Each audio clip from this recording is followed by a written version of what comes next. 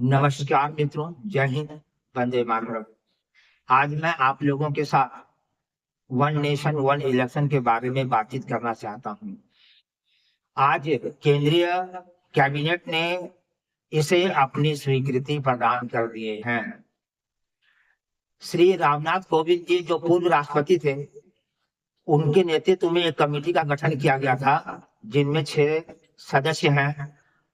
वो सभी अपने अपने क्षेत्र के विद्वान हैं।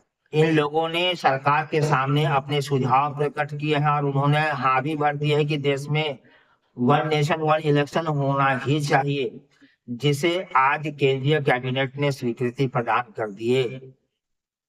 इस बात को लेकर के पूरे देश में राजनीतिक दलों के बीच काफी विचार विमर्श हो रहे हैं। कुछ इसका सपोर्ट भी कर रहे हैं, कुछ इसका विरोध भी कर रहे हैं। लगभग 32 राजनीतिक दल इसके सपोर्ट में आ गए हैं और 15 राजनीतिक दल ऐसे हैं जो इसका विरोध कर रहे हैं। उनका यह मानना है कि यह संघवाद के खिलाफ है।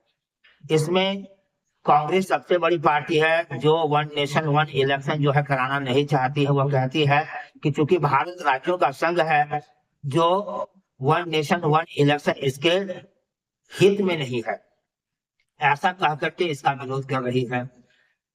आपको मैं यह बताना चाहता हूं कि वन नेशन वन इलेक्शन देश के हित में है और इसे अगर लागू किया गया तो देश का चेहरा ही बदल जाएगा।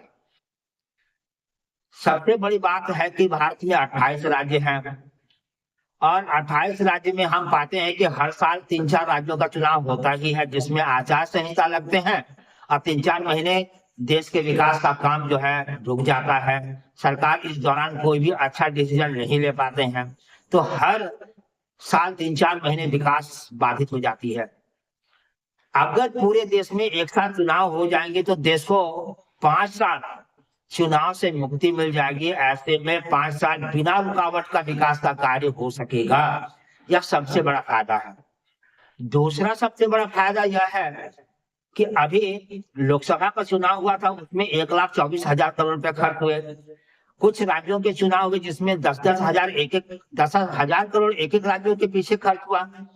अगर 28 राज्य के चुनाव हो तो लगभग 2.5 से 3 लाख करोड़ खर्च होंगे। अगर इस पूरे खर्च को एक साथ जोड़ दिया जाए तो हम पाते हैं कि देश में चुनाव के पीछे 4 लाख 4.25 लाख करोड़ रुपए खर्च किए जा रहे हैं। यदि सारे चुनाव एक साथ करा लिए गए तो 2-2.25 लाख करोड़ रुपए में पूरे देश का चुनाव हो जाएगा, जिससे देश को 2 से 2.5 लाख करोड़ रुपए की बचत प्राप्त होगी। यह पैसे देश के विकास में, लोगों के कल्याण में लगाए जा सकेंगे। इससे सबका हित होगा, देश का विकास भी होगा।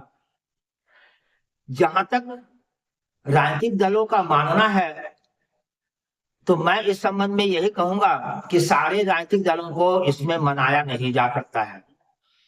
आपको बिल पास कराने के लिए 2/3 बहुमत लोकसभा में आवश्यक पड़ेगी, 2/3 बहुमत राज्यसभा में आवश्यक पड़ेगी और 15 से अधिक राज्यों का समर्थन चाहिए होगा।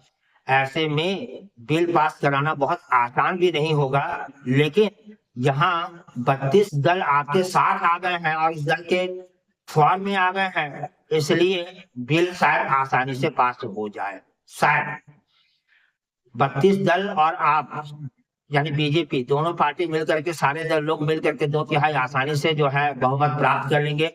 2/3 बहुमत आसानी से राज्यसभा में भी प्राप्त हो जाएगी और 15 राज्यों का समर्थन तो मिल ही जाएगा। ऐसे में इसी शीतकालीन सत्र में ही इस बिल को सरकार के द्वारा पास करा लिया जाना चाहिए, ताकि इसे 29 के चुनाव में निश्चित रूप से लागू किया जा सके। देश के लोग भी इस न्यूज को सुन करके बहुत खुश हैं और उनका यह मानना है कि यह देश के हित में है। मैंने बहुत सारे लोगों से बातचीत की, सारे लोगों का यही मानना है, मेरे सारे मित्रों का मानना है कि यह भारत के लिए एक क्रांतिकारी कदम होगा। ऐसे में मैं सारे राजनीतिक दलों से, भारत सरकार से, लोगों से यह निवेदन करना चाहता हूं कि जल्द से जल्द इसे पास कराने के लिए व्यवस्था की जाए। सब राजनीतिक दल इसका सपोर्ट करें ताकि देश के विकास का मार्ग खुल सके। यदि 5 साल में एक ही बार चुनाव होंगे तो मैं सही मायने में कहूं कि अभी विकास 7 से 8% चल रहा है। अगर 5 साल में एक बार ही चुनाव होगा और 5 साल चुनाव से हमें मुक्ति मिल जाएगी, तो ऐसे में देश का विकास दर 1 से 2% अपने आप बढ़ जाएगा और यह विकास दर आसानी से हम 9 और 10% में पहुंच जाएंगे, जो देश के लिए बहुत बड़ी उपलब्धि होगी। इसलिए इसे जल्द से जल्द लागू कराने का प्रयास किया जाए और सारे दल इसका सपोर्ट करें। जय हिंद, वंदे मातरम।